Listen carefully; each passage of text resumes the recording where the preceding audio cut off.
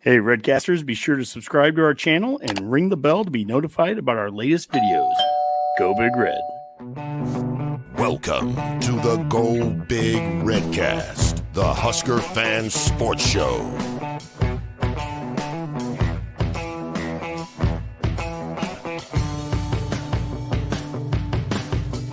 Welcome to the Go Big Redcast. I'm your host, Honky, and I can barely remember how to start one of these shows. It's been so darn long. I'm with Redcast Abby. Hi, guys. Hey, no disrespect at all. Like, to you guys are dogs. Absolute respect. All of you, you're going to go be great. I've been podcasting with some bigger guys, you know, those like corn-fed Southern guys, not corn-fed, but like, but you know, like all respect, man. All, no disrespect to you guys at none all. taken. Zero disrespect. Because I said it. So that means no disrespect. No disrespect, none taken. Thank you. And I'm also with Redcast Boomer. Well, I know it's been a while. People are probably wondering where I was. I had been holding out for more NIL money. You know, I was asking for about $4 million to start podcasting again this season. Doesn't quite seem to have shaken out his plan. So we'll be back, I guess. Yeah, Gonna be back. Well, yeah. Until I mean, light calls. Yeah. It's been kind of one of those off seasons, hasn't it, so far? Redcast Rob, he'll be joining us. We think he's been on and off. He's having some technical difficulties here. Why not? It's par for the course. This is Offseason Madness. That's what we're calling this this episode. And even though we haven't done a Redcast in probably a month or two together as a group here, Abby, you've kept us going with a couple of really good ones with wesoftball and the basketball ones, and so that was, thank you for that. But we've had the text chain going, and there's been so much going on with, especially with all the portal news now, that we had to get together and do a little bit of a chat. And but I mean, before we get into that, I guess let's catch up for a second. How are things going? I'll start with you, Abby. Things are going good. It's been shared. I'm going to do a personal thing that since we've last podcasted, I have gotten engaged, which is very exciting. That's like the biggest personal news that I have. It's a big one. That counts. Yeah. No, things are going good. You know, it's typical getting in Twitter fights, you know, getting DMs from former coaches telling me to calm down. It is what it is. It's your average, daily, weekly existence on Twitter. I mean, you can't help it. Yes. You expect nothing less from me at this point. Boomer, how about yourself, man? It's been pretty quiet. Yeah, I've had no Twitter fights lately, and I don't get a whole lot of DMs from anybody, which are good, solicited or otherwise. So that's a plus. New liquor store opened down the block, so that's the most exciting news in my life. I guess I got that going for me, which is nice. So there you go. Yeah, there you go. Well, it is the off season here, and let's get into a little bit of the off-season madness. And we're going to start here. There's no better place to go than with the portal. And this first here, this is Joshua Caraway on Twitter. And he posts, the transfer portal open today. I decided to check how many NCAA college football players are currently active in the portal. 10,271. That's not a typo. 10,000 plus guys are looking for a new home. 6,426 are D1 players. 3,845 are D2, D3 guys looking to move up. Good luck. So I don't know who wants to take this first. Abby, why not? I'll point it over to you. But good luck, right? I mean, that number seems a little high, and it seems a little unsustainable. Just a little. I think I sent this to you at one point. I think at about like 3:00 this afternoon Central Time, there were over 1,000 people entered today. So 1,000 players entered on the first day of the spring portal. And I mean, I was talking to Dustin, and I just thought, at some point, like, these teams can only take, they're nearing their roster limit. There's a reason all these kids are getting into the portal now. Part of it is they want playing time, but part of it is their coaches are probably saying, like, look, you're not going to make this 105 roster if it comes through. You're not going to make the 120 or whatever if we stair step it in. So if you're having to go into the portal because your team has too many players, what team is going to pick you up? It is such an unsustainable model. It's so secondhand stressful for me of all these kids who are, like, from the kids' perspective, like, giving up scholarships potentially, and for what to happen? It it stresses me out for them. I don't like this at all. Well, it's not a sustainable model, but Boomer, Abby said reaching the roster limit, and there's a couple parts to that right now. Number one is this is the offseason of the roster cuts, and I'm sure some of those numbers play into this, that teams have to cut down to 105. So maybe some of that, not maybe, we know at least some of that is playing into 10,000 for the number. But on top of that, we even have the NCAA settlement that came out last week, or the beginnings of it. I don't know what, maybe you can shed a little bit more light on this, Boomer, but like as far as what it's intended to do, even with the roster, one of the things that the judge was saying was maybe they could grandfather in old players so that you didn't have to go down to 105 this year necessarily, but I'm not even sure if that's passing. I mean, what can you give us some kind of update on where we're at right now, roster wise and rule wise, when it comes to even the settlement? Well, rule wise, it's still kind of in the air, with the whole house settlement. The judge did have questions that she sent back to the NCAA, and one of it was, having questions about the roster limit. Is that's the sort of thing that can be phased in over a period of years, or maybe take a different approach. The NCAA, when they responded back, I think yesterday or the day before, basically said, no, this is what we hammered out as a big part of an agreement, with all the schools, with the NCAA. This was their plan, so they don't want to change it now. Which, I guess I could sort of see from their point. It's just, if you go back on it now, you had a whole bunch more confusion to everything. Coaches have been planning for this 105 roster change, and now if you go back on it again, it's just, what do you do now? And all the players that entered the portal that thought they needed a new home, it's a mess. Again, it's the kind of thing you wish they would have ironed out well ahead of time and not wait until the last minute of the spring portal for these guys to find a home. But that's still pending. The judge has to approve the entire settlement, and I don't know what exactly they'll do. It's hard to predict at this point. You never know what a judge will do in a case like this. But yeah, I mean, that is a whole lot of players in the portal. We do have to remember that Division I is both FBS and FCS. So a lot of those could be, I don't have a breakdown specific. I'd be curious to know how many of those are FCS players looking to move up to the FBS level, with an opportunity to make money, or at least more than they probably can make at the FCS level. So there's probably a good number of those players in that total count as well. Same thing with the D2 and D3 guys, people just trying to look to, go from, the non-scholarship programs like in D3 up to, a scholarship type school or a money-making school. So some of that will probably continue for quite a while, I imagine, until it becomes a contractual thing and people are put under some sort of long-term contract. I mean, this is probably what you're going to see quite a few years until that's resolved in one way, shape, or form. Well, I've switched the link here now for the people watching live, and you mentioned obviously players transferring, and you've got contracts. This is nuts. That in addition to everything that we just talked about in terms of the portal itself, in the last week, Nico, how do you say his last name? The QB from Imaliva? I think it's Imaliva. I'm leaving Tennessee is what he's doing. Yeah. And it looks like he might be going to UCLA. But the point there is just the story around it is that, he was making $2.5 million at Tennessee.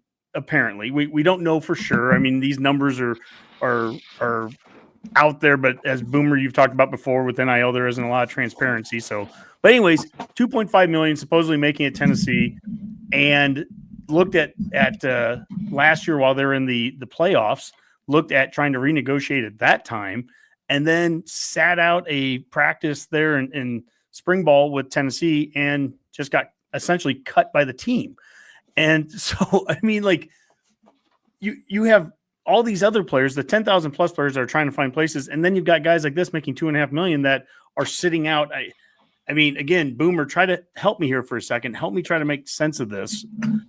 This is college football, right? It is now. Yeah, that's where we're at. Again, this is just kind of that whole risk that we have with the way college football is structured, or the lack thereof right now.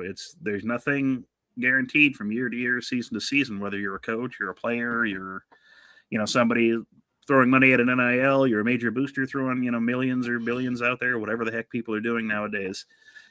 There's nothing guaranteed. There's nothing in writing. So, you get a player or situation like this for a player where they took a huge gamble, it seems like, thinking, they could get more money out of this. And a school said no, which is, kind of interesting to see. I don't know what Tennessee's, backup quarterback situation is or who they're looking to go with the portal, but, I see some people celebrating this as, maybe a beginning of putting some kind of sanity back to the numbers that we hear about or convince players to stay. Maybe, but again, who knows? It may not be great for players if they're getting bad advice and someone told them to do this, sit out for. We've heard that for a long time. That the bad actors, it was Jay Norvell, the head coach at Colorado State, talked about that last season at the end of the season during a press conference, saying that there are players there are agents coming to his players and saying, hey, you can go make $250,000 going somewhere else. And they may or may not be able to make that, number one. But then when they go someplace else, that agent's taking 20%. Yep. And he compared that to what a pro agent would get at 3%. And, they're robbing these kids and giving these kids a lot of times really bad advice. But yeah, to your point here, Boomer, so I'll read the Husk Guy's tweet here. This is in reference to hearing that Nico is going to UCLA for the number that's around 1.75 million. And remember, he was making 2.5. So Husk Guy said, guaranteed 2.5 million on the table, get greedy and demand 4 million, transfer to a lesser school and take a significant pay cut. Remarkable. Abby, that's pretty remarkable. And that's what we're seeing here. But I have so many thoughts, and I struggle to say them because I want to be supportive of people who deserve to make money. I want to be supportive. I think these kids deserve to make some money. They bring in a lot of money for their schools. And in that sense, it feels correct that they should have the ability to make money. I want to make that very clear at that point. Mm-hmm. But the greed that has always been there, but has now permeated through every aspect. It used to be that we could just blame the NCAA for being greedy. And then it was well, let's just blame the conferences for being greedy and wanting more money. And then it's well, maybe the schools. And now it's you know what, but kind of the players too. Nico is not victimless and is not a victim here. He listened to that advice that said, hey, go someplace else and try to get more money. Don't just stay where you are. It's so gross on so many levels. And it just makes, I think we'll get into this later about why we're seeing, viewership down for spring games. I think this is part of it. I think fans are really tired, and it's hard to keep up with because of the portal. But I also think a lot of fans are getting really tired of this, what feels like a sense of entitlement without earning it. And this is not to I don't want to just keep digging on Nico, but this was the kid who was rumored to get $8 million before he stepped on a college football field, right? Mm-hmm. This is the guy who Tennessee went to bat for and got all these rules to change, right? To say no, we can offer these kids money before we recruit them, right? So it's it's just it. No, I think fans are I think more and more fans are getting to the point of just being this is too much. Kids deserve to get paid, but this is outrageous, and something needs to be done. And it's a weird full circle moment, I think, that we're getting to. And what I'm hoping is that balances things out the ways that we have kind of hoped they would, that eventually things will kind of swing to normal. And so maybe, I don't know, maybe Nico and the ones like him doing this and having this be public, I think is the biggest thing, might start swinging I don't know. I don't know what impact fans have, but you're turning people off with this. Yeah. Rob's now on. He's joined us. Technical issues are over. And, he's joining us from out there in Greeley, Colorado. And speaking of, some of the excess that we're seeing with players, Colorado is not above that. We might talk about a couple of players there getting their numbers retired, right? But as you hear this and as you see us going through the numbers, what are your thoughts just it's an ongoing discussion we've been having, but what are your thoughts as you're seeing it really play out now and 10,000 plus kids getting into it, guys now transferring, making 2.5 million, but getting greedy and taking less? I mean, what are your thoughts here? So, I mean, these kids, let's remember the whole thing is, the student athletes thing, which I'm still putting it out there because that's what people are still calling them. My thoughts are this, you know what, if NIL is going to open up a world where kids are allowed to continue to ask for more money every year based on performance, then schools have every right to decide that maybe they just aren't going to be part of that 105 cut line. And they can tell them to kick rocks and they can go live out in Los Angeles and get paid a lot less money on a team that is going to be a lot less talented. And they can just go out there and play in front of a lot less fans and enjoy your life, because Tennessee is going to get the recruits. All right. Tennessee is always going to get the recruits. Whether or not they're able to put it all together on the field, that's a different story. But they're an SEC team. They're always going to be able to get kids to come there. I guarantee you there's another 4-star, 5-star quarterback waiting behind this kid to come and play at Tennessee. And as far as I'm concerned, it is their right to tell them no and move on. And I mean, if that's the reality that we have to face now, I mean, I'm not saying whether I agree 100% with it or anything like that, but I'm saying that it's the reality of what it is. And we just saw it all in one microcosm of a 2-day, 48-hour period. Yeah, I don't disagree with you there, Rob. I do want to. This is Urban Meyer on Nico's departure. He says Tennessee is screwed. They got a problem. Everyone's saying, nice job, Tennessee. You're making a stand. I've got a little comment on that. Tennessee plays Florida usually every year in October. Can you imagine that game going the other way and Coach Heupel grabs the microphone and stands on the 50-yard line in Neyland Stadium and says, it's okay, I made a stand way back then. And look, I mean, that's the nature of where we're at too, right? I mean, you got to win. You win football games and you try to make a stand and do something that's, is what – if Tennessee is really making a stand, then another school shouldn't go and take the kid, right? I mean, if but of course, what if Tennessee beats season, Florida? What is Saban going to say after that? Or Meyer? I'm sorry. Oh, I mean, and also, why are we listening to Urban Meyer saying anything about a team's culture?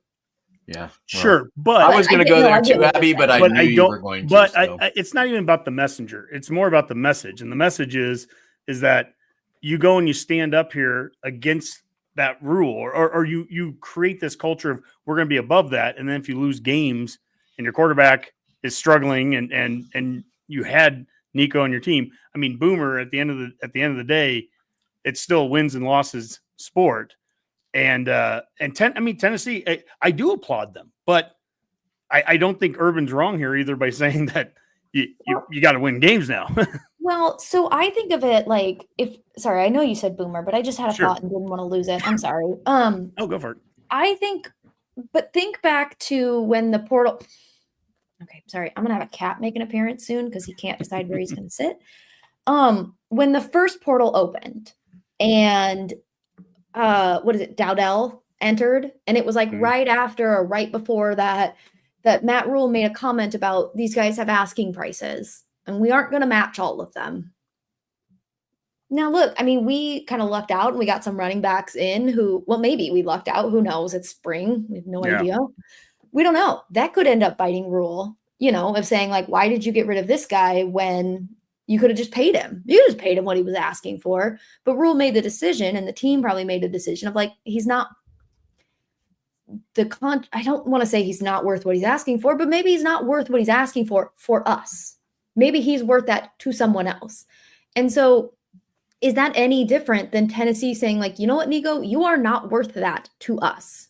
Yes, it's a higher profile place. It's a quarterback. You would like to think that they would fight harder for a quarterback, but it's not like Nico was putting up Heisman numbers. He was a good quarterback. I don't want to like disparage him. Was he a $4 million quarterback? No, he wasn't. He wasn't a $4 million quarterback. So in my mind, like I get what they're saying. Like you have to win. But at some point, what are you sacrificing by giving $4 million to one kid who's willing to kind of hold the team hostage that you could be putting into another 4-star quarterback. Apparently they have a pretty good freshman coming in. I don't know. I get it. You have to win games, but it's a business at this point. It's kind of like Rob said, like if these kids want to be treated like adults and come in and say like, this is what I'm worth. Oh, you're not going to pay that. I'll go someplace else and they'll pay me what they think I'm worth. Coaches have to act the same way. They have to make that tough decision. And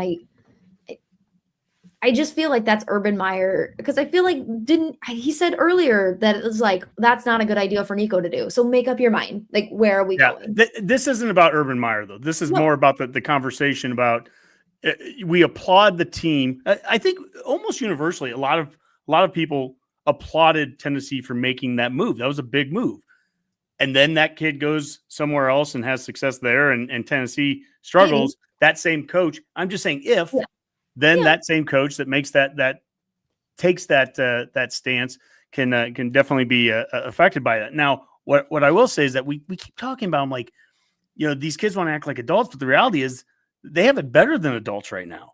The rookie contracts, NFL rookie contracts, significantly changed in 2011 with the implementation of a new collective bargaining agreement. And if you remember back then, that was right around the time when Sue was going pro, and freshmen or rookies were getting gigantic contracts. And it was, the veterans, guys that have been playing 10, 15 years, they're the ones saying, what is going on here? And they had to reduce and create the collective bargaining agreement, and so that rookies would actually have a cap. And right now it's getting to a point where college players, it can be more profitable to stay in college for another year and play here than to go pro. Now you might be putting off bigger by a year. You might be putting off some bigger paydays down the road, since those first contracts are like 3 years, but still the reality that's where we're at now. And it is the student athlete thing that I really question about.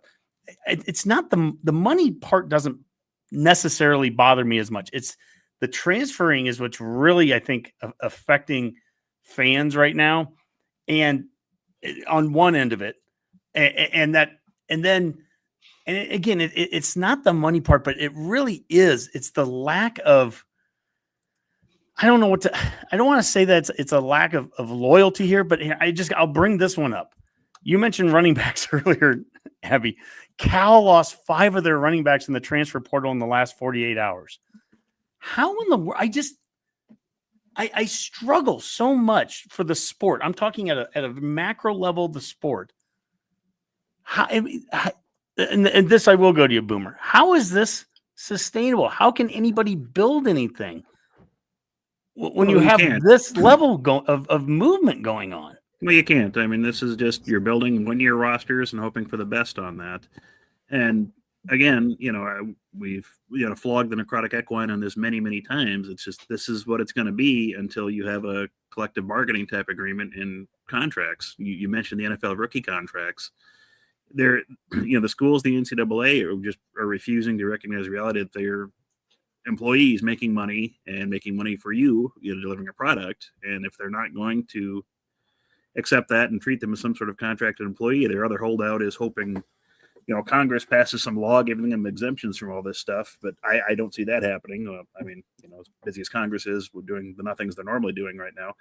But, this is just what it is. I mean, it's unfortunate. And I don't think people sort of like it. They love it when they get transfer portal players in. I mean, everybody's happy with their, starting receivers, O-linemen, quarterbacks, whatever they get in. But, when everyone else leaves, they're concerned about, the balance and the loyalty and things like that.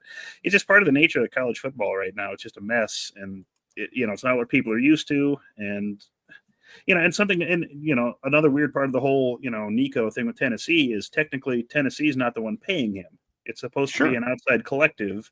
Yep. And it's not supposed to be pay for performance. You're just getting paid for your name, image, likeness to promote anything.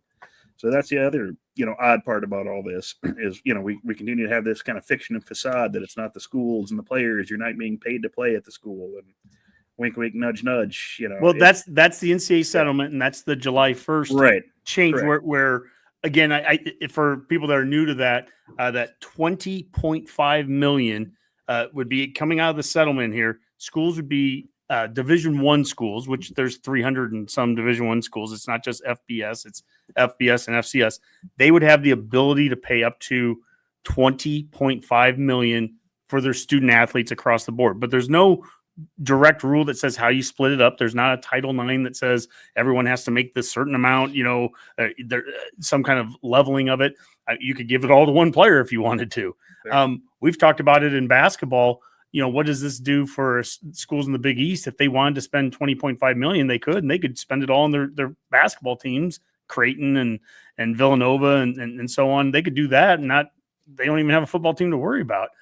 You don't have to. You don't have to spend $20.5 million. No one's forcing you to, but you don't have to win either. Right, and that kind of goes along with trying to get some sort of hold on the NIL marketplace the way it is. That's part of the agreement as well, where they want to create kind of a clearinghouse to review these NIL deals that players are signing. That you have, if you're going to agree to this revenue sharing, you also have to agree to market-based limits on what NIL deals can be. So in theory, you're not supposed to be able to go get a $2 or $4 million deal to go sign autographs once, or something like that. There, in theory, the accounting firm that the NCAA would employ would look at each one of these deals above.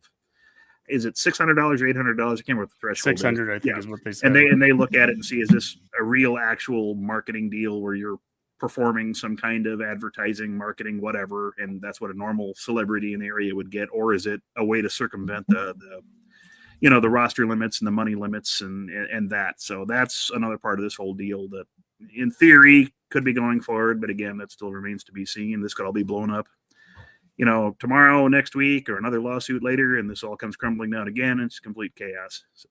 Yeah. Well, I think it goes back to the very first tweet of 10,000 plus kids and good luck. Good luck on a lot of these. There's so many rules and so many changes that have happened. I think about the JUCO rule that you can play for 2 years and it doesn't count against your eligibility. Why? I mean, why would you recruit freshmen anymore? This is what Rick Pitino says in basketball. I wouldn't recruit freshmen. Why should I? Just give me the 3 or 4 guys in the portal that will play next year. That kills me as an old school development coach, that wants to, I want to see players. We've had this discussion. Why ever redshirt a player? Why redshirt? You redshirt someone for 1 year, they're going to leave. Or they don't leave. Well, are they going to stay for 5 years and even make that worthwhile? So my suggestion there is just give them a 5-year clock and forget the red shirts to begin with. Give them 5-year clocks in every sport. Of course, you've got Duke players suing for that now too. That. Oh my goodness! Yeah, 7 years. Another year. Yeah. He played an entire season and wants a 7th year. Okay, meanwhile, explain that one, Abby. Kids. Maybe he's going for a second doctorate. Abby, explain that one for if the listeners haven't heard some of the details, or Boomer or Abby, that some Duke player, he's been there forever and he's suing the NCAA. Is that right? Yeah, let me find it real quick so I make sure I get the information correct. But this is a good point of where again the offseason madness. We have it hitting from both sides here. I'm like, just give them 5-year clocks, get rid of red shirts. That would fix all that. And then, we get the opposite end of guys don't ever want to leave. It's like, if you're a high school senior right now and short of being a 5-star, what's your entry into college sports anymore? JUCO, FCS, FBS. So the Duke thing is there are 2 players who have filed a suit asking for an additional year of eligibility. If this is relevant, this is why I think they are going to ask for eligibility.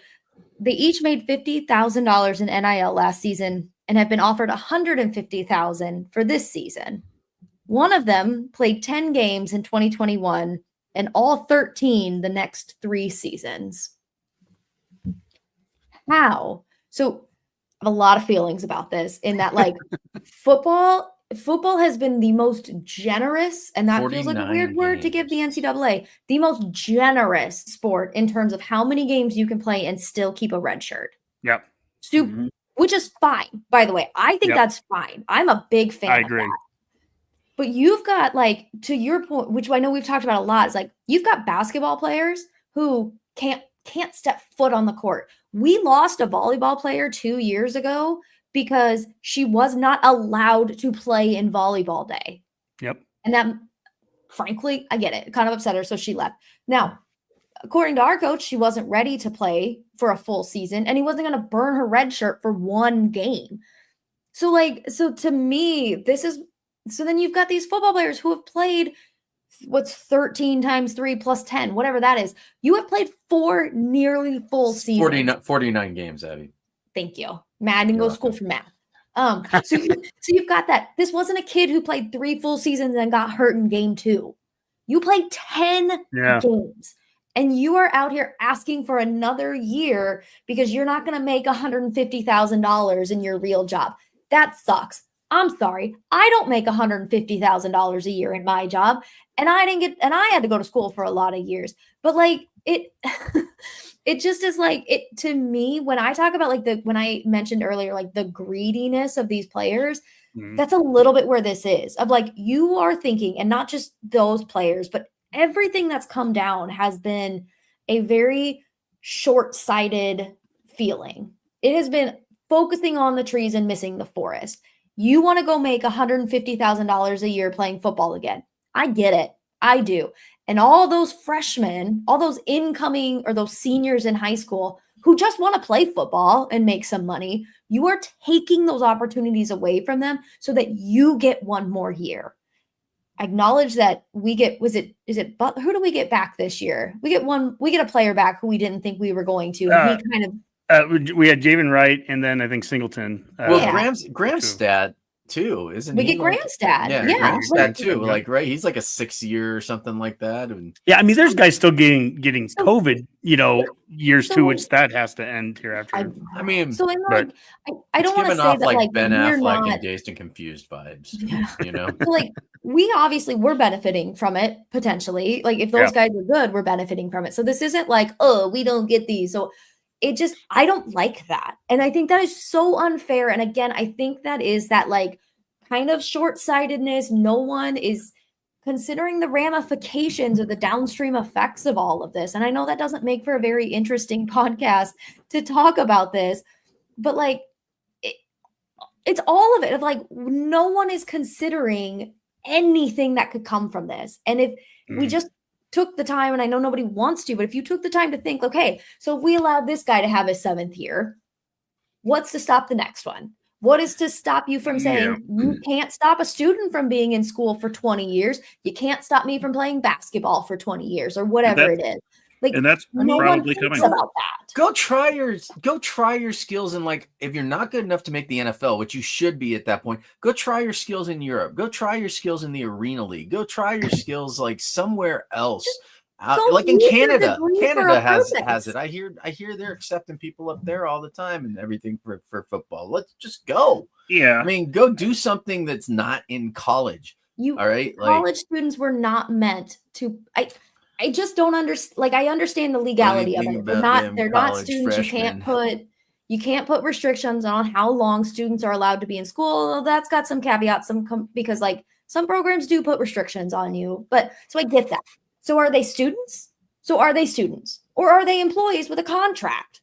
Like at some point we have to decide. I feel like I'm yelling and I'm really sorry. We have to decide. Oh, no, you're yelling. Free. Yep. Are these kids students with all the flexibility and the rights of students, or are they employees with all the rights and responsibilities of being an employee? But you cannot be both in this case. It does not work. There are conflicting values there.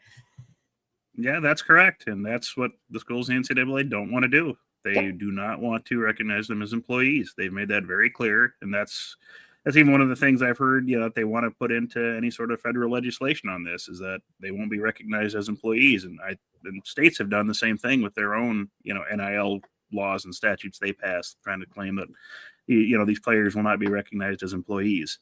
Whether that holds up under on the federal court, probably not, but schools and programs don't want them recognized as employees, and until they do, this is the cash you're going to get. And I know we say they're the players are being short-sighted, and they probably are, but again, it's hard to tell individual person, you should sacrifice $100,000 or $150,000 for the good of the sport. Well, okay.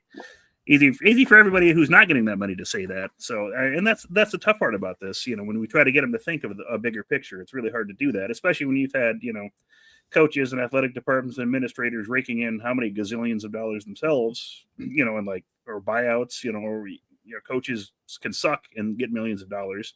nobody was concerned about the good of the sport with that. So that's part of the whole problem with this is how we built this all up. And there's so many problems. I mean, we've talked about it. Abby, you mentioned the downstream effect of how this affects other sports, and even the reality of how all of that is managed. The NCAA runs all those other sports. We've seen as a byproduct of what happened during COVID, when COVID hit, what did the NCAA do to its biggest money cow, which is March Madness? They shut it down that day. What did they do to the College World Series? They shut it down that day. What did they do to FCS football? They moved it to spring. And FBS football conferences, it was up to you. So the Big Ten and the Pac-12 came out and said, we're not going to play, and everyone's going to follow us, and the other three didn't, and you had the mess that you had. Nobody's in charge. You get in football, all of a sudden, we get the redshirt rule, which I think we all universally agreed that's a good rule. I wish that was across the board for every single sport, but somehow it's the only sport that gets it. It doesn't pass down to the other ones. There's no flexibility. Boomer, you did the math one time. I think a team that could make it all the way to the championship game in football and playing in a conference championship game and playing in multiple playoff games, those games are postseason. So a redshirt player can play in them. So you could play your 4 games during the season. I think you said they could play up to 5 more. They could play 9 games and redshirt in football. Yep.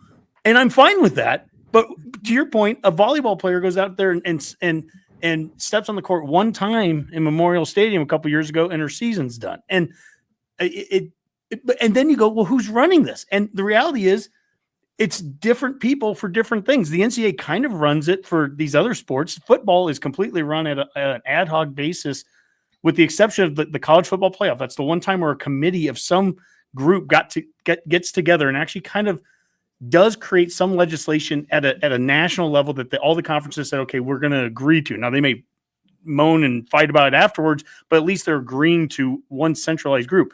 But there isn't anything. Who's the commissioner of college football?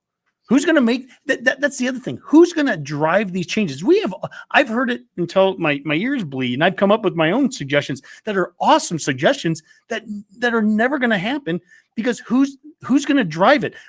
Is a conference going to kill itself? Is the SEC and the Big Ten going to kill itself so that they can create regional conferences for football and then do, no, I mean, it just like that. So I mean, if we're talking greed, we've talked about players. It's like everyone, if you've got the cash cows coming to you, who's willing to give that up? No one. At any level. No, they're not going to. This is why it's getting forced on them in a lot of ways by courts. Like we said, the schools and the conferences aren't going to willingly, give these things up, and this is what happens as a result. If they're not going to make any switches or changes, I mean, granted, I think you're going to see more pushes ultimately to what people have talked about in the past about how eventually you'll see the power Big Ten, SEC probably push themselves further and further away from things, and I think it even holds true in basketball. You mentioned earlier how the Big East might have a short-term advantage with being able to pay, all of their revenue sharing to basketball. So might be able to make, solid basketball teams. Well, that's true. But, if you remember like what Greg Sankey was saying last year, I think it was last year even, that he thinks they should get rid of all the, automatic qualifying bids for all the conferences and just put, the teams in based on how good they are in that season. And look at how many teams the SEC got in this year, and there were arguments for even more possibly. And that's, I think, going to be a driving push for that. And if all of a sudden all these mid-majors don't make the NCAA tournament, well, that's a lot of your revenue, for basketball, it's going to go away. And that's what's going to you'll probably see that kind of push to try to eliminate that for, conferences like the Big East. They're just going to try to dry up that revenue for them. So they're going to have a harder time competing and sharing, unless they have big boosters, which some of them might, but some of them probably don't. Well, look at some of those schools. We've kidded so many times, like, some billionaire out there that, just as a goof, just says, hey, I'm going to make Iona the national champion. Needs a NCAA. Yeah, you pick a team and just, I'm gonna throw 50 million at them right now. I mean, this is. I'm a broken record with this, but I keep bringing up that when we talked with Osborne a couple years ago, but it keeps coming back to me every time we have these conversations. And Osborne just said it's not sustainable. And that's the biggest concern. And look, I'm putting on my college football fan hat.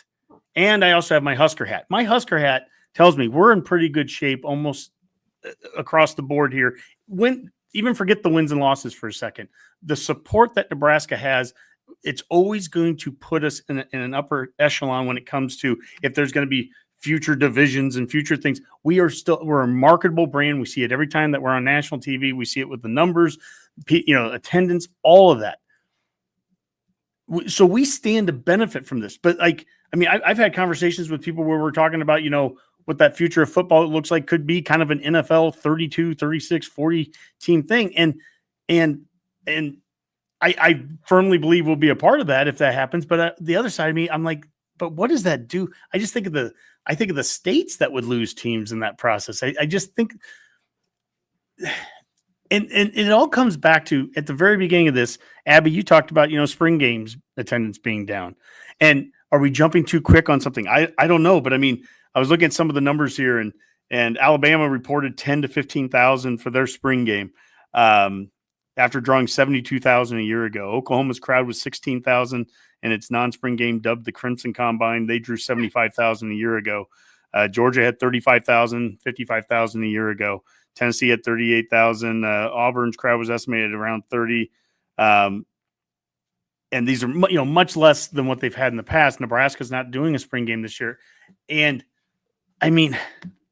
it's just, this is the offseason part of this. And I would even venture to say, we haven't done as many shows as we usually do in an offseason. Some of this it's a tiring thing to try to keep up with. We were going to talk a little more about our actual sports teams, but this conversation has been so good. I wanted to go. Nebraska had a punter today enter the portal. I don't even remember the guy's name. I barely remember us getting him. Like if Mac was on the show right now, we'd be saying, I don't put these guys' names in memory until we see them out there on the field and actually playing. Why even do it? And there is I'm as bullish about the sport itself. I love watching college football. I love everything about it. I love Husker football, but like that, it takes a toll on you when you see all of this stuff happening. The Nicos of the world, I'm not going to bring it up, but the Colorado Buffaloes, retiring Dion's kid, and you just sit there and you've brought it up twice, Honky. Yeah, I'm not going to bring up the actual screen. I just want you to know that I don't even want to click on it now. It's amazing how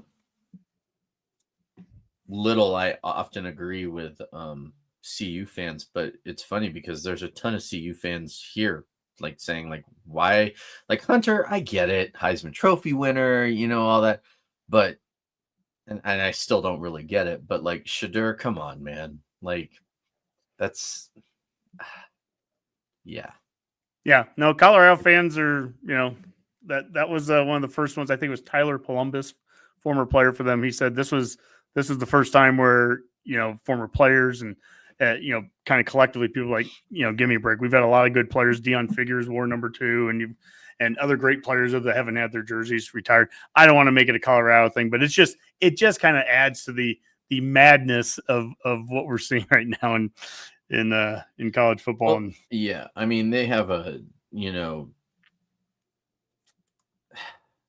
they have a quarterback that literally won a national championship and played in the NFL for years, and no one's ever considered retiring his number, but then they got some kid that comes in and wins like 12 games. Yeah. Yeah. Can I ask a clarifying question real quick? Because I've seen this presented two ways. Are they retiring their jerseys or are they retiring the number? Because those are two different things. Jersey numbers retired. Jersey number. So does that mean no one gets to be 2 or 12? Ever again. That's the two, dumbest thing ever. So I am now bringing it up. So here's the tweet. Number 2 and number 12, officially untouchable. Witness Shadur Sanders and Travis Hunter have their jersey numbers retired during the spring game on April 19th. Okay, this is not about Colorado. I'm not even gonna take that off the board. Okay.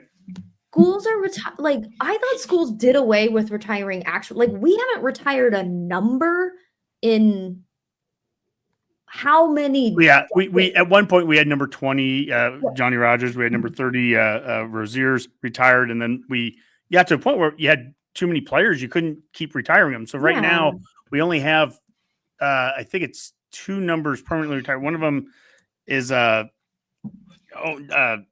my gosh, I'll look it up. the center linebacker, like number 50 from way back in the day, back in the 50s. Why can't I think of his name? And they have an award, Tom Novak and Bob Brown, I think 64. Yes. I want to say those are the 2 that are 20 is still retired. Oh, is 20 still retired? That one went back and forth. They brought it back when his son played, when Terry Rogers played, and then like Michael Booker had it back in the day. But then, okay, so it is retired officially now. No, hold on. So this says it was retired in 72, worn temporarily by his son in 86, and briefly re-retired before returning into circulation in 95. Okay, so only 2 permanent numbers. Johnny's has been retired a couple times. But so the idea here is like schools don't really retire numbers. They just don't have it just doesn't make sense. Again, like it's not sustainable to retire numbers. You have 99 numbers or 100 numbers to play with. Now, of course, now you're going to have 105 players. So all of a sudden your roster just got changed a little bit in the process. Sorry, I didn't. I've seen both things and I wasn't sure which way it went. Because if it was just their jersey, fine, whatever. I get Travis Hunter. I get Shador Sanders, but like their numbers, that just seems silly. That just seems silly, regardless of what school it is.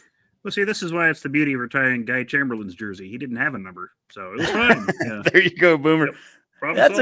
I think that's a good way to end the football stuff. You know, we were also going to do a little bit of spring, but to be honest with you, we've done so much on this, and I think we could do a separate show spring-wise, maybe more of a spring cap review kind of show. I'd rather get into some of the other sports right now, and we'll go with having a ball. Softball right now, I mean, we're ranked. The season's going well. Abby, give us an update. Where are we at right now, softball-wise, and what are they doing this weekend? We are currently ranked 21st, so we're up a couple spots. We've been ranked basically the whole season. We might have had a little, I can't remember if we've had a little dip or not, but so we're ranked 21st. We are 3rd in the Big Ten right now, and the 3rd highest Big Ten team by quite a bit. UCLA and Oregon are tied for 1st in the Big Ten, and they are ranked 5th and 6th essentially. So they play this weekend. We have an opportunity to jump into 2nd place in the Big Ten potentially this weekend. Or does that have us at 18? Ooh, okay. We might be 18 in some polls. Right here, making a jump this week. Number 8. Polls that it's hard to know. But either way, we've jumped up some spots. Yeah, no, you're right. In the NFCA coaches poll, it shows here number 18, and then also number 24, I think, as well. So yeah, we're all over the place. No, we've won our last 4. We've won our last 4 conference series. We swept Northwestern for the first time. Beat Crayola. So, yep. Yeah. So that was the first time that we've swept. And if you've paid attention to Big Ten softball before this year, Northwestern is like the back-to-back Big Ten champions. Like they have been a very, very good Big Ten softball team. And so sweeping them in the way we ruled them twice, that's great. I know a lot of people, and rightfully so, want to give Jordy Bahl so much credit, and she deserves it. They did some like wins above something with her softball pitch. Like we're like 9 wins above an average pitcher. Like that's how good she is. She has that impact on that side of the ball. But man, our offense is electric. It is so fun. Like if you want to watch a really, really fun offensive game, you should watch our softball team. I think this team is not even through the season, and we have shattered all of our home run records, like our team's home run records. We've got Ava Kuzak and Jordy Bahl are like double-digit home runs for this season. They're a heck of a lot of fun. So we have Indiana up next. There's a Friday-Saturday game. The Big Ten in their confusing wisdom has each softball team has 2 series that are only 2 games. So Ohio State, for example, was one of ours. So only the first 2 games count. So the second game that we lost to them does not count in our Big Ten standings. And Indiana is the other game. Similarly to how we played UCLA, but that's not a conference game. So some very confusing scheduling, but we do have Indiana up next. If we can get a couple wins out of that, I think if we Well, if UCLA sweeps Oregon, we sweep Indiana, we would bump ahead of Oregon. So we have a very good shot of being higher up. But either way, we're going to be in the Big Ten tournament it'll be in West Lafayette this year. I think we're all but guaranteed a postseason bid. It's a good team, and so many of those players are juniors. So we've got a really, really bright future for softball so far. They're playing as expected, I think, is where we're at, and the expectations were pretty high. I'd say that's a pretty good breakdown. Just ranted it all Yeah, out. I was gonna say Let me just talk about softball. I mean, I'm going ideally, to go take a break for a while. ideally to help You in the got this. standings too. That I mean, if when Oregon plays UCLA, if they 2-1 in that series, like split it that way, it actually helps us in the standings as well, right? Because like then we pick up a game on UCLA or Oregon one way or the other. So Well, there's Well, we don't play Oregon this year. So no, I know that. I'm just looking at the standings. We're only 2 games back out of first. So yeah. It's good. It's exciting. Sometimes I have the baseball game on my phone, watching softball on Big Ten Network or the Big Ten Plus. It's fun. Yeah. They're a good team. If you haven't watched them, lots of a few more opportunities. I don't want to say lots. But yeah, they beat Omaha. They beat Creighton. We almost ruled the state. It's great. They're a really high power team, and some of the kind of issues that they had early in the season with their defense have really started clearing up. So that's always a good sign. It's crazy how many games they play. We're almost done. 32-10 is nuts. Like the Big Ten tournament is in like 2 weeks or something. It's insane. We're almost done with softball season. Yeah, regular season. 8 games left or something like that. Yeah. Friday, April 18th at 5 p.m. They're playing Indiana, and that's on Big Ten Plus. And then Saturday the 19th at 1 p.m. And that's on Nebraska Public Media. So you can be able to watch that at least in Nebraska. I don't know how. And it'll probably be on BTN Plus too. I would imagine. I'm sure it will be same crew and everything. But yeah, so certainly people living in Nebraska with Nebraska Public Media, you'll have that on your TVs, and I'm sure they stream that as well. So, and I saw some other stat that like, I mean, obviously, we built more, we kind of upgraded Bolin Stadium for seating when we got Jordy. And tickets are attendance is through the roof. So attendance is way, way up. That's always great to see. We, joke that we're like a women's sports school or a women's sports state, but it's really proving that people want to watch good sports, and the softball team is good sports right now. So they're good sports. Good luck. Well, let's talk about other hopefully good sports here around the Van Horn. Baseball, I think, is the epitome of the up and down right now. It's almost following men's basketball. When they're good, they're good. They've beaten Oregon State in a series, and they beat Vanderbilt, but they've lost Omaha, and thankfully they won the other night against Cray Cray, because if not, we would have been 0 for 2 against them this season. So at least we tied the series up against the in-state Blue Jays. But Boomer, I guess I'll start with you. Have you been paying close attention? I mean, how's the season going so far? And we can go around the room. Well, I think compared to what the expectations were coming into the season, you'd have to say where we're at right now is a disappointment, from a team that was picked to, possibly win the Big Ten by a lot of pundits. We're, I think, 15th right now out of the baseball teams. And you've got to be in the top 12 to make the Big Ten tournament. So they've got a lot of work to do. They did not, have a lot of great early games, and, bitten by injuries, like with McConaughey going out, that certainly did not help matters at all. Now, I will say in the last few series, they've kind of, shown some improvement to a degree.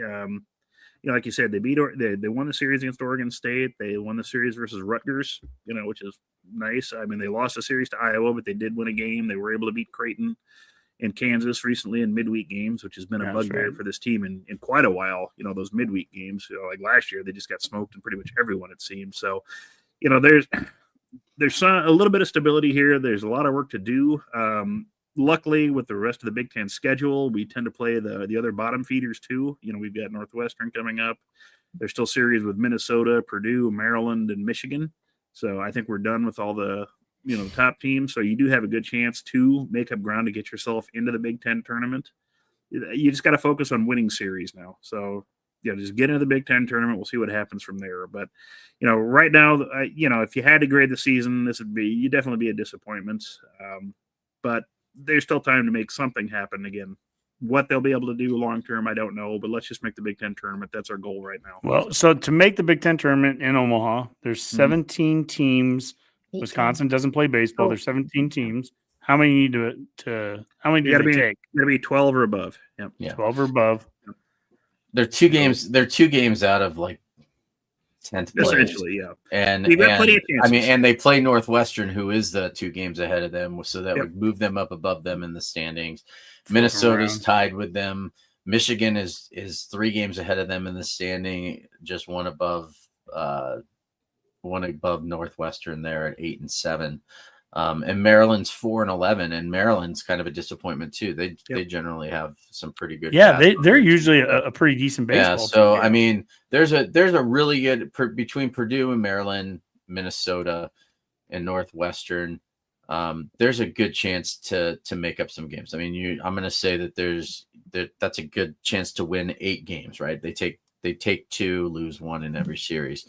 They win 8 games there. That puts them at, I don't know, almost at 500, somewhere around there. So, I mean, there's ways that they could still make the tournament and come out better than they look. I mean, Illinois is in 5th place and they're 9 and 6. I mean, it's like baseball is just one of those sports where a team can get hot and all of a sudden you see them just move up in the standings, and a few teams around them just stay mediocre.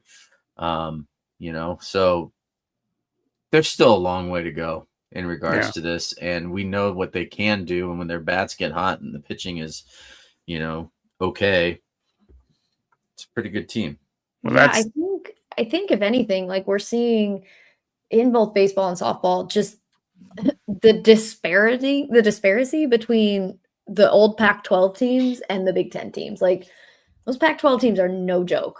I mean, UCLA, Oregon, USC, Washington are all right up there. More like, of the top 6. Yep. Yeah. It's the same with softball, right? Like UCLA, Oregon, Washington are up there. USC doesn't have a softball team. So I think this is a case where like your schedule really, really impacts how you're going to do. And it always does to an extent. But like, I mean, we played UCLA, we played Washington. Played all of them except Oregon. USC. So, we played 3 of those 4 teams early in the season. And so it does create kind of that hole, which not to take away from Iowa because they did beat us and they won that series.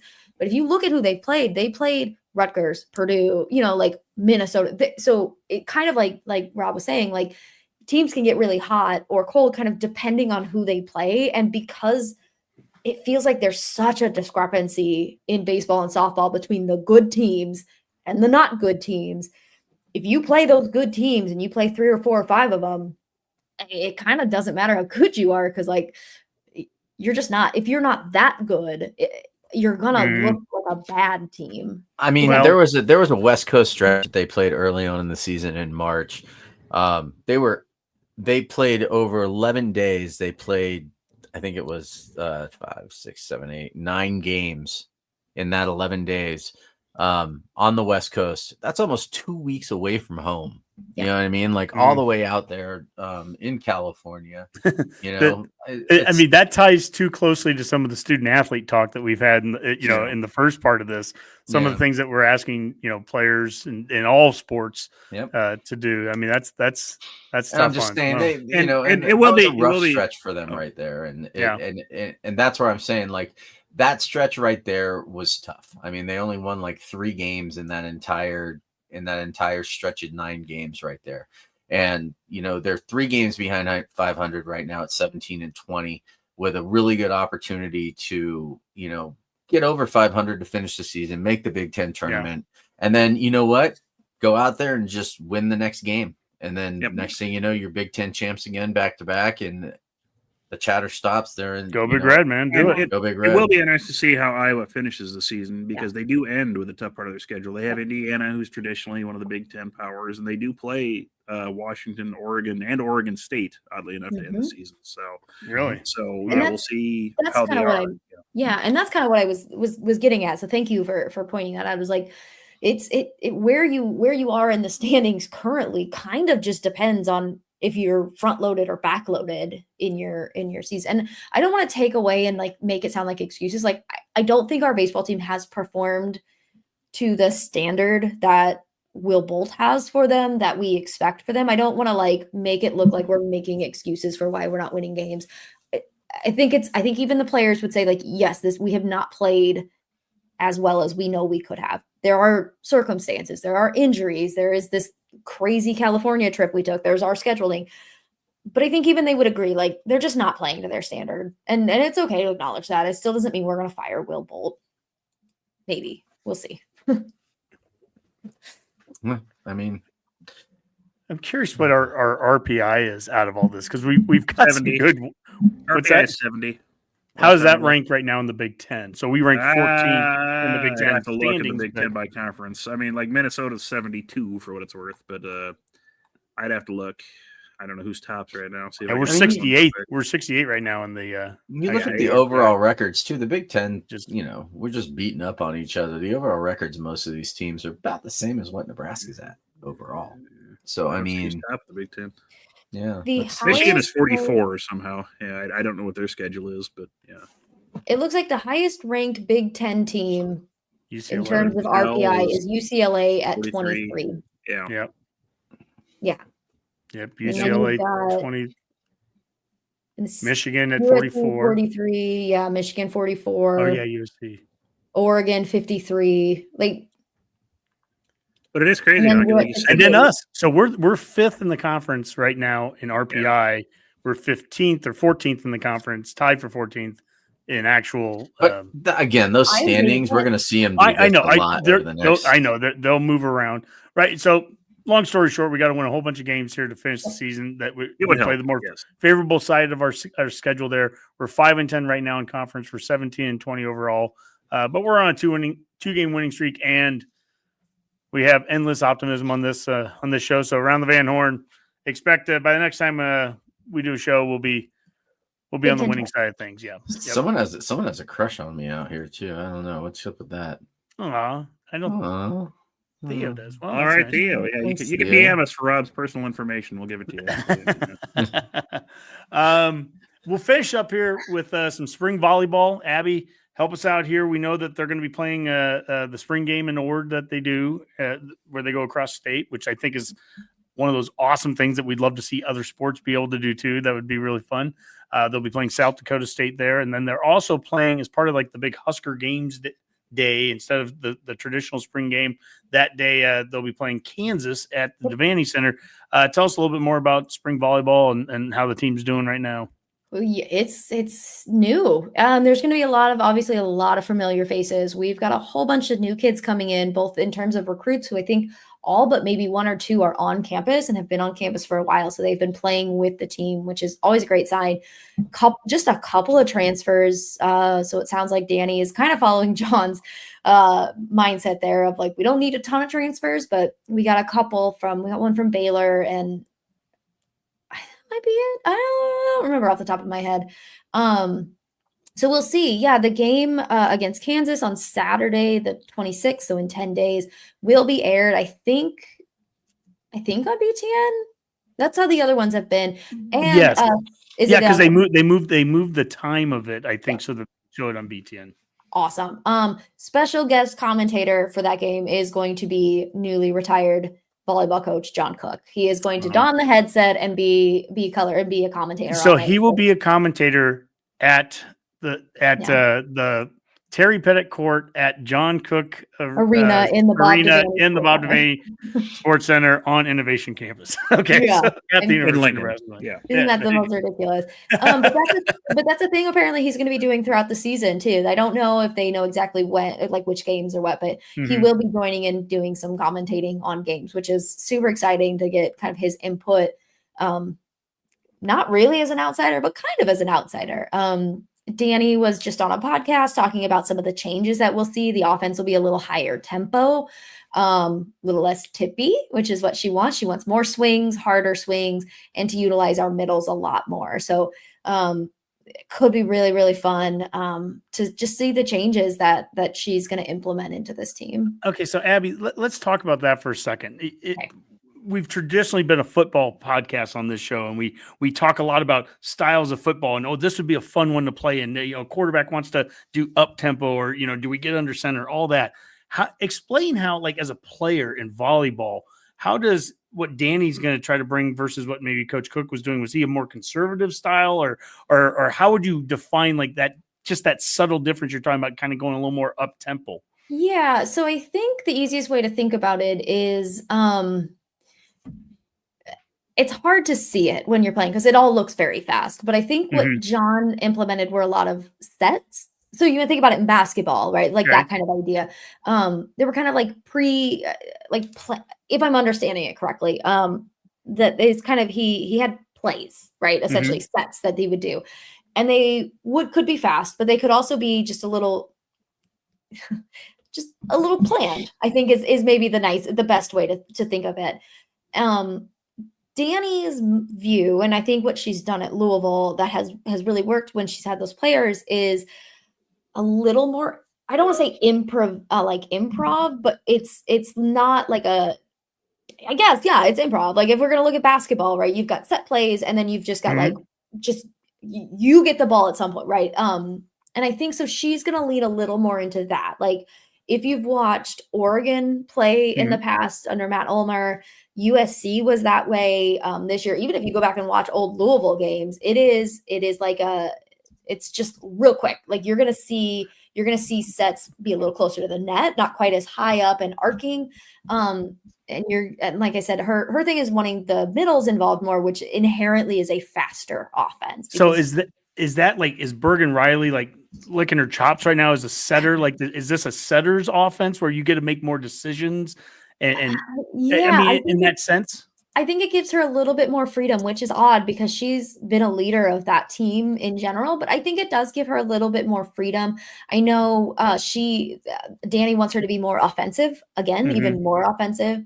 So yeah, I think so, but it's also going to take a lot more discipline in her to do that because it's much easier to screw up a fast offense than it is kind of a set play because, you have to, your players have to be in the right place. And so you have to have them ready and they have to know what they're doing. And be kind of more aware of what's going on. There was a postseason. I want to say it was Louisville. Was there a postseason game this last year where I think it was Louisville, but it was one of the number one seeds and they just struggled crazy. It was like in the second or third round and it was like one or two sets and they just were awful. And I remember the commentators talking about how they're playing free, and what they've done all year that's been so good. It just everything kind of blew up in their face for like a set or two, and then they pulled it out at the end. But it was like you kind of have to live and die sometimes a little bit with if you're going to play that fast and lose.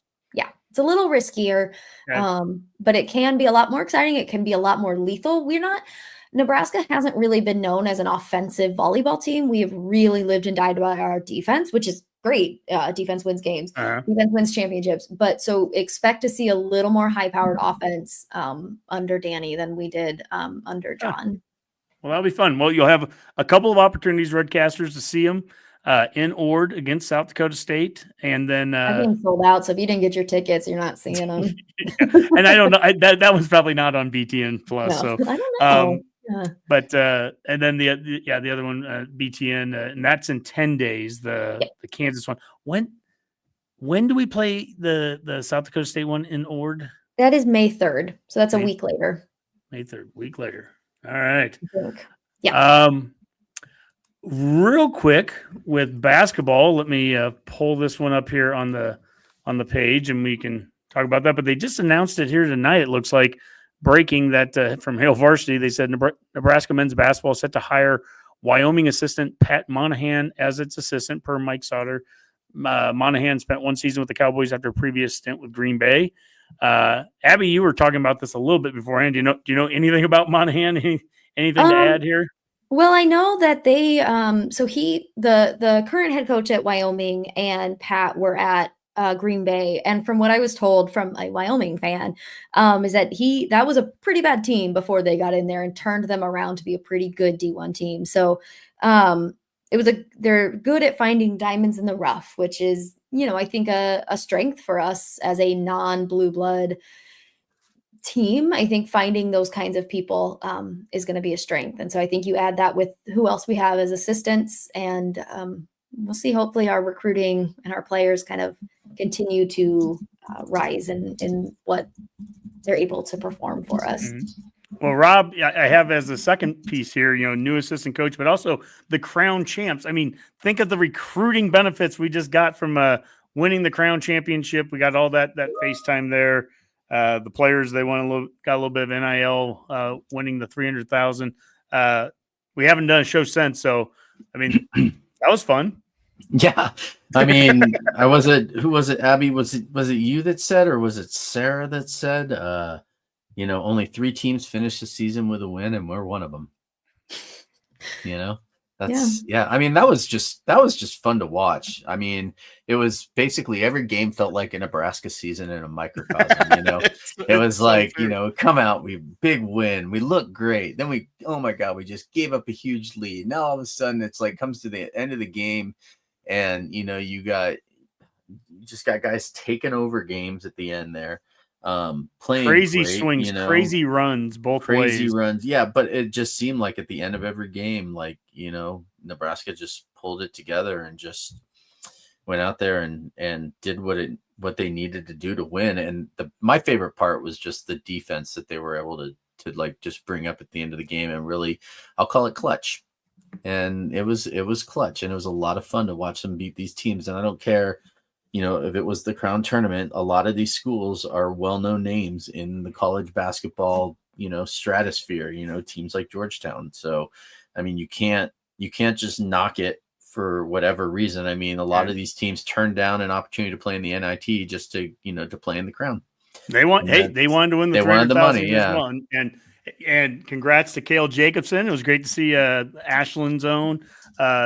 He's got a spot on the team next year now from this. I mean, and could be a player. And we've seen it with Sam Hoiberg a couple years ago. Sometimes these guys just need an opportunity to get that out there on the court. But to your point there, Rob, with kind of the how the team played, I always think of Boomer and his your graphs that you would do during football or during basketball games. And man, this whole season's been a whole series of those flatlining and then going crazy. And in the championship game, we went scoreless for however many minutes and got down. It was like a 20-0 run or something against us, and then turn around and we had the same run against them and we got the lead back and win it. It is just, that was really a microcosm of the entire season.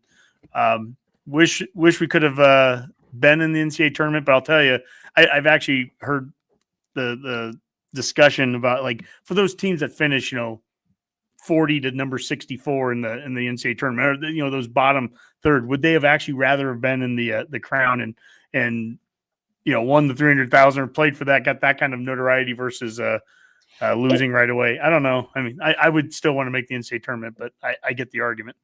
I mean, look, if you're a team that's won tournament games before, and this isn't a point for this conversation because we've been on for so long, but like, I don't know, is there? I mean, what's to stop teams from kind of taking if they're on the bubble just to make the Crown tournament?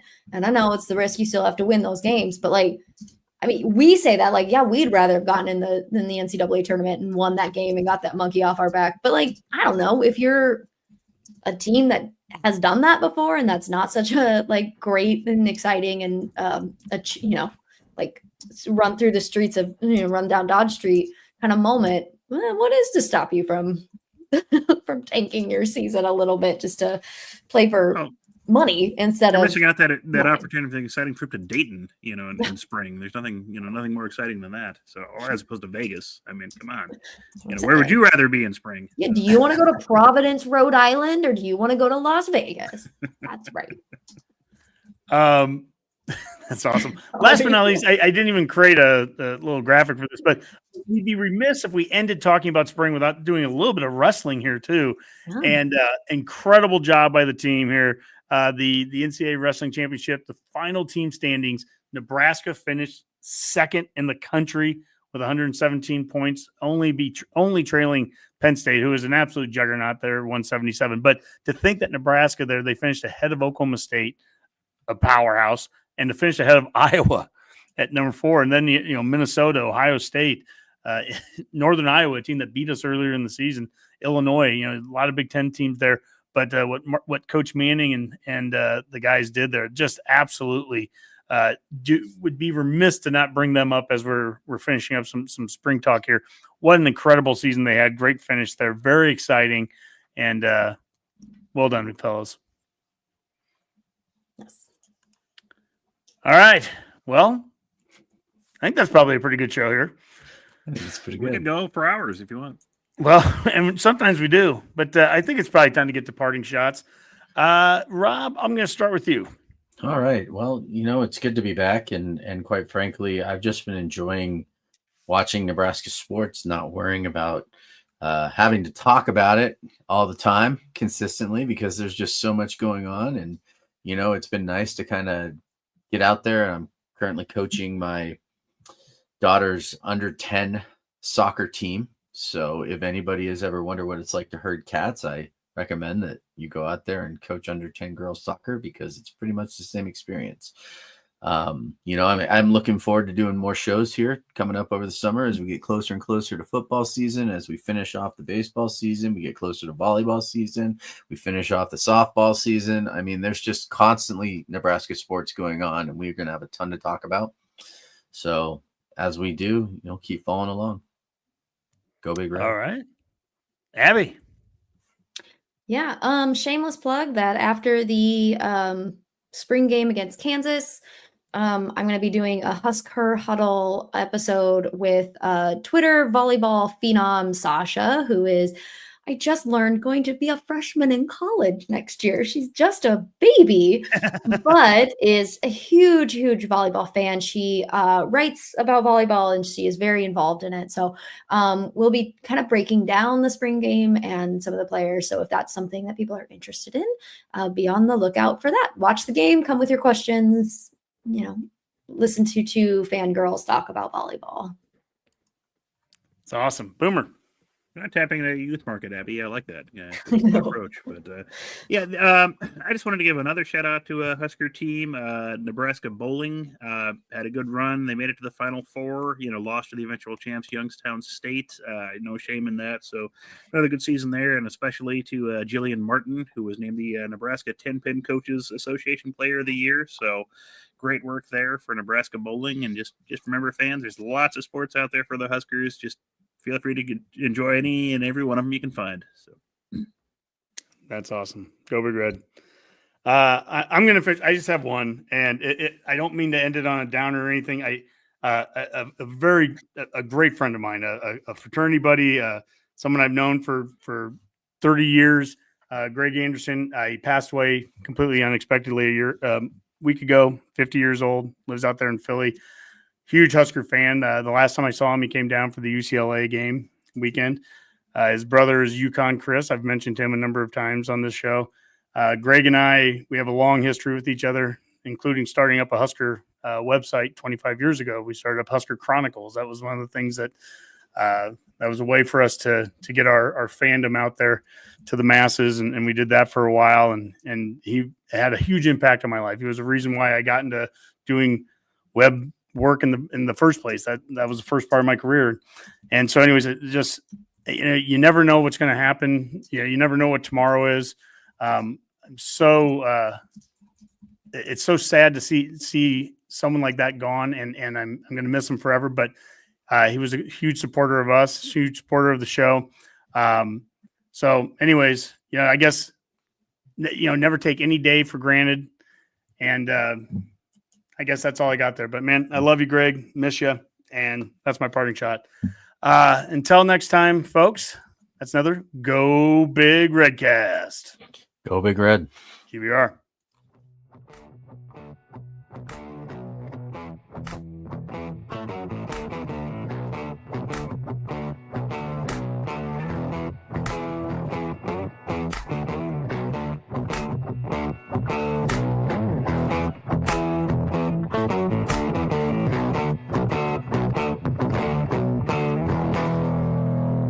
Herd at Sports Network production.